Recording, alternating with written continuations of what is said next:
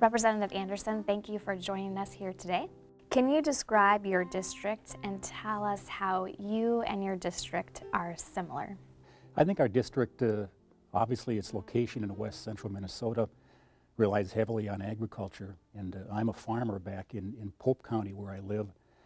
So I feel real comfortable representing the people back in my district, Pope County, the agricultural part of Stearns County, and a small part of Douglas County as well. So we do have industries there, manufacturing, also tourism is a big part of our economy, but the mainstay back in District 12B, as I mentioned, is agriculture, and I'm familiar with it. I've worked with agriculture my whole life, so I feel comfortable representing our district mainly on that front. What legislation have you worked on in the past that you are most proud of? Well, 2 years ago when our party was in the majority, I carried the major ag bill through the House and then also got to chair the conference committee when we met with the Senate and to put that final bill together. So that was interesting. It was a learning experience, and I really enjoyed that. I've also carried some legislation that helps our small rural school districts. The legislation is called the Small Schools Revenue, and it provides additional funding for schools with under 1,000 students. So proud to say that I've, at least in a small way, helped get more revenue out to our small schools in rural Minnesota. What would you say is the most difficult aspect of being a legislator? When we're in the heat of session towards the last couple of weeks, the schedule is just, it's amazing, and I'm not so sure it's such a good thing. We'll go all night on a few occasions, and I don't think maybe you do your best job when you're up all night and come back again the next morning and go right back and do it again. So the long days, the long sessions, the floor sessions get very long.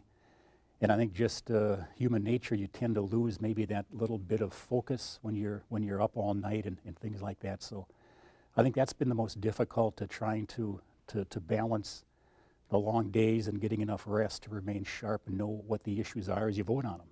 Why did you initially decide to run for office as a representative? That's an interesting question. And I think we all maybe come down here thinking we're going to make some major changes.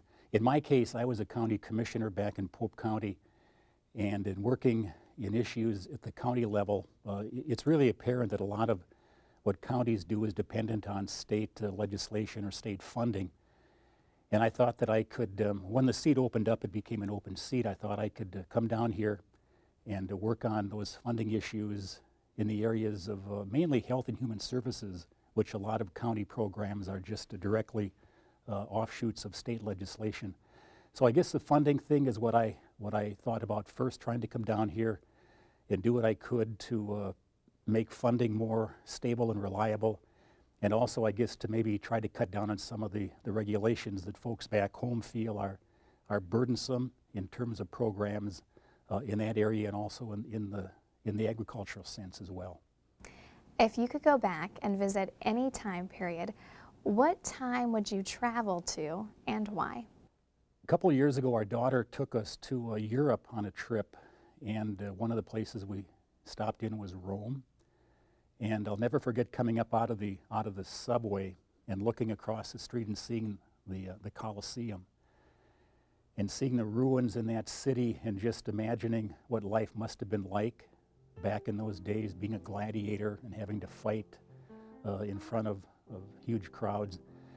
So I guess that era in time really intrigues me, and I've studied it some, but it was a very interesting time, and in some ways a troublesome time too, with people being oppressed by the empire, but I guess that would be my favorite time in history.